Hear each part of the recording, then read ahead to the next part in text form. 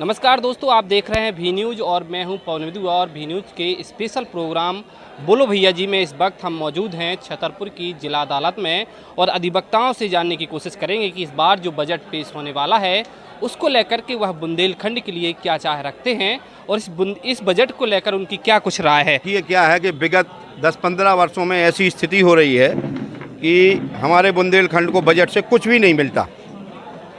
यहाँ तक कि केन बेतवा जोड़ो जो लिंक परियोजना चालू हुई है उसमें भी बजट में उसके लिए रुपए आवंटन नहीं किए गए, सिर्फ उसका शिलान्यास कर दिया गया और उसको पेंडिंग में डाल दिया गया।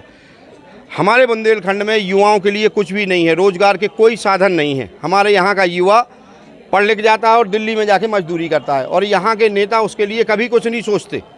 यहाँ पे जब चुनाव आता है तो बड़ी बड़ी बातें करते हैं कि हम रातों रात कायाकल्प कर देंगे और जब 5 साल बाद पता लगता है कि नेताजी का कायाकल्प हो गया और जनता की जो आर्थिक स्थिति है और दयनीय हो गई। तो रोजगार के यहाँ पे कोई साधन नहीं है। आज तक यहाँ पे इंडस्ट्री खोलने के लिए किसी भी नेता के द्वारा कोई प्रयास नहीं किया गया। यहाँ पे बुंदेलखंड यूनिवर्सिटी के लिए अलॉटमेंट हुआ, जगह हो गई, आज तक उस पर किसी भी प्रकार का कोई निर्माण नहीं हुआ, कोई भी विश्वविद्यालय यहाँ पे स्थापित नहीं हो सका। अब यहाँ पे सिर्फ लोगों के साथ छलावा किया जाता है और आम ज़रूरतों की जो चीज़ें हैं बजट में उनको गिराया जाना चाहिए, उसके रेट, पेट्रोल, डीजल, खाने के खाद्य पदार्थ। और हम देखते हैं कि जब भी बजट आता है तो इन सब चीज़ों की इनकी जो अपेक्षाएं जनता की होती है इनको बढ़ा दिया जाता है, इनकी कीमत बढ़ जाती है। तो लोगों को कहीं ना कहीं बहुत परेशानियों का सामना करना पड़ रहा है। बुंदेलखंड खास तौर से बहुत पिछड़ा है, यहाँ पे उद्योग धंधों की कमी है और लोग बहुत परेशान हैं और इस कारण से यहाँ पे पलायन कर जाते हैं वो। बाकी अन्य चीज़ें भी हैं, व्यवसाय बढ़ाने के लिए भी हमारे यहाँ बहुत स्कोप है, वो करना चाहिए। हमारे बुंदेलखंड में जैसा भाई साहब ने कहा कि जो है कोई बड़ा उद्योग नहीं है, इसके लिए भी ध्यान देना चाहिए। जी, वर्तमान में केंद्रीय बजट पेश होने वाला है, इसके लिए हमारी सरकार से यही अपेक्षा है कि बेरोजगारी को कम किया जाए। दूसरा, हमारे बुंदेलखंड में उद्योग धंधों को लाया जाए, क्योंकि हमारे बुंदेलखंड में एक ही उद्योग धंधे की घोषणा हुई थी कि एनटीपीसी होने वाला था, लेकिन वो भी इस सरकार ने छीन लिया, जिसका जबकि शिलान्यास हो गया था, करोड़ों उसको मुआवजे में बढ़ गया था, लेकिन एनटीपीसी नहीं हुआ, कम से कम लाख छिन गया है। क्या बार जो केंद्र को लेकर के क्या आपकी राय है? और यहाँ पे इंजन की लगा पूरा मतलब बहुत टाइम से देखा जा रहा है कि लोगों को रेवड़ियाँ देने का सरकार कर रही है ना। तो मिलते हैं गई और बहियों को लेके सारा कुछ नहीं किया जा, रेवड़ी आ रही है। क्या इस बार क्या बजट में विशेष में सरकार से कोई आशा नहीं है, बस यहाँ बांटने का काम लगातार नहीं करती। ये चाहे हमारे बुंदेलखंड को कुछ और अच्छा पैकेज मिले। ये भी केंद्र सरकार केन बेतवा हमारे बुंदेलखंड को एक पैकेज बहुत ही अच्छा कार्य किया है। हमारे खंड के अंदर लगभग चाहे वो छतरपुर रेलवे स्टेशन हो, खजुराहो के सिंचाई मिल रहे हैं, रेल सुविधाओं से जुड़ रहे हैं, लेकिन अलावा भी और हो जाए तो ज़्यादा बेटर रहेगा। हालांकि हमें उम्मीद है कि इस बार की बजट में बुंदेलखंड को निश्चय कुछ न कुछ बहुत अच्छा करने का प्रयास करेगी। मध्यम वर्ग के लिए खासतौर पे बजट की जाती है, तो मध्यम वर्ग को लेकर हम लोगों के पास सबसे बड़ा ये है कि हम लोग मध्यम वर्ग में चाहते हैं कि उसको बढ़ा करके 10 लाख किया जाए, जिससे हम मध्यम वर्ग बहुत कुछ आसानी हो जाएगी और इसमें हम लोगों का जो खर्च है वो भी बहुत आसान हो। बुंदेलखंड का विकास हो रहा है, लेकिन उस हिसाब से अभी भी बहुत पीछे है। हम ये चाहते हैं कि बुंदेलखंड के लिए शासन की तरफ से हर क्षेत्र में प्रगति होनी चाहिए, खासकर जैसे बच्चों के मामले में या महिलाओं के मामले में। महिलाओं से संबंधित कानून बहुत बनते हैं, सुविधाएं भी दी जाती हैं, उसके बाद भी महिलाएं आज भी प्रताड़ित हैं। तो सरकार की तरफ से नियम बनाने चाहिए ताकि महिलाओं को मिले। युवा रोजगार में भी आजकल बहुत सारी युवाएं हैं जो बेरोजगार हैं, शिक्षित होने के बाद भी उन्हें उस हिसाब से उन क्वालिफाइड के बाद भी उन्हें रोजगार नहीं मिल रहा है। बच्चों के साथ भी आजकल बहुत घटनाएं हो रही हैं, उसको लेकर भी सरकार को कुछ सोचना चाहिए ताकि बच्चे सुरक्षित रहें। जितने भी कानून बनाए जाते हैं उसके बाद भी ना तो महिलाएं सुरक्षित हैं ना ही बच्चे सुरक्षित हैं। इसके बावजूद एक हम अपेक्षा ये रखते हैं कि महिलाओं में अधिवक्ता संघ के तरफ से भी अधिवक्ताओं को एक प्रोटेक्शन एक्ट लागू होना चाहिए।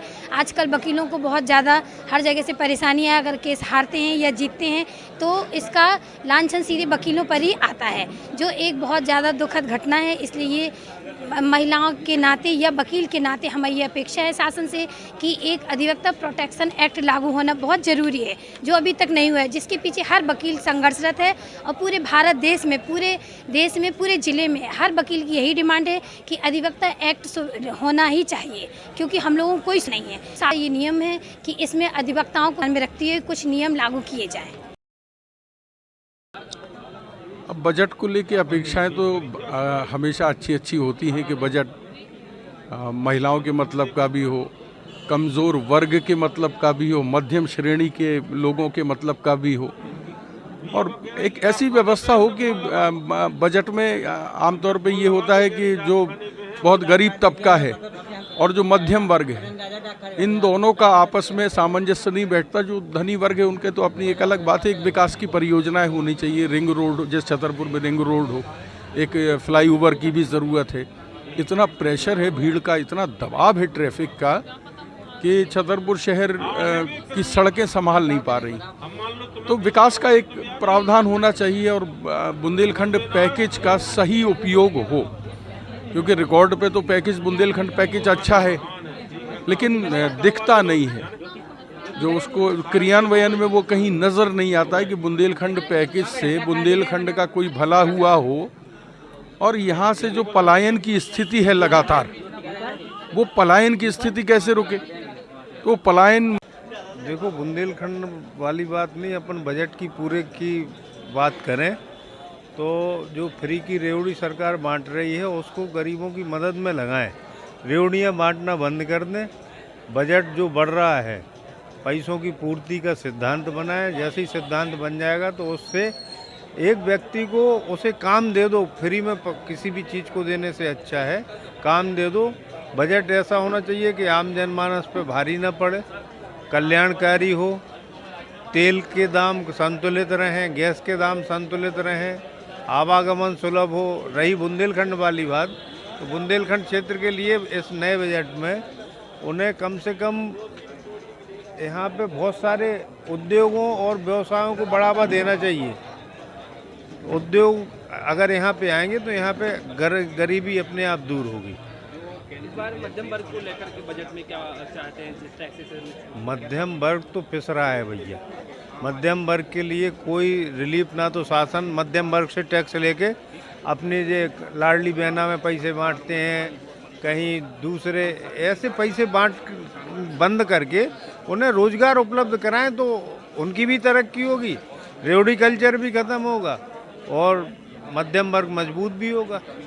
चाहती हूँ जो मूलभूत आवश्यकताएं हैं उस पर टैक्स ना लगे, और महिलाओं के लिए जैसे दवाई, गोली, खाना पीना और यात्रा, जो मूलभूत आवश्यकता है महिलाओं के श्रृंगार, इसमें किसी भी प्रकार के कोई टैक्स ना हो और महिलाओं के लिए सब सुविधा हो। इसके अलावा किसानों के लिए जो बीज है उनके लिए सुविधाएं हैं, गरीबों के लिए जो ट्रेन है और ट्रेन आए, युवाओं को रोजगार मिले, किसानों को खाद बीज मिले, ऐसा हम टैक्स में हमको राहत मिले।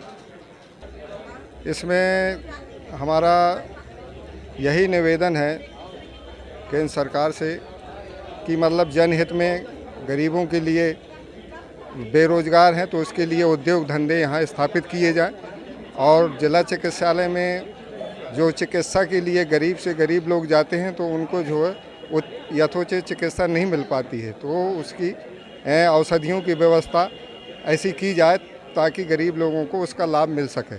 और शिक्षा के मामले में भी लोग पिछड़े हुए हैं, क्योंकि जिस हिसाब से शिक्षा ज़रूरी है, क्योंकि शिक्षा जो पावर ऑफ नॉलेज होती है, तो महिलाओं की शिक्षा, पुरुषों की शिक्षा पिछड़ी हुई है। आगे कमजोरी के कारण अपनी अच्छी नहीं करवा पाते हैं।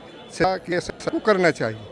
1 फरवरी को केंद्रीय बजट पेश होने वाला है और जिसको लेकर बोलो भैया जी के माध्यम से हमने अधिवक्ताओं की राय जानी कि वह बुंदेलखंड में खासतौर पे किस तरह का पैकेज चाहते हैं। बोलो भैया जी के अगले प्रोग्राम में फिर हमारी होगी मुलाकात और फिर हम एक नया मुद्दा लेकर के आएंगे। नमस्कार।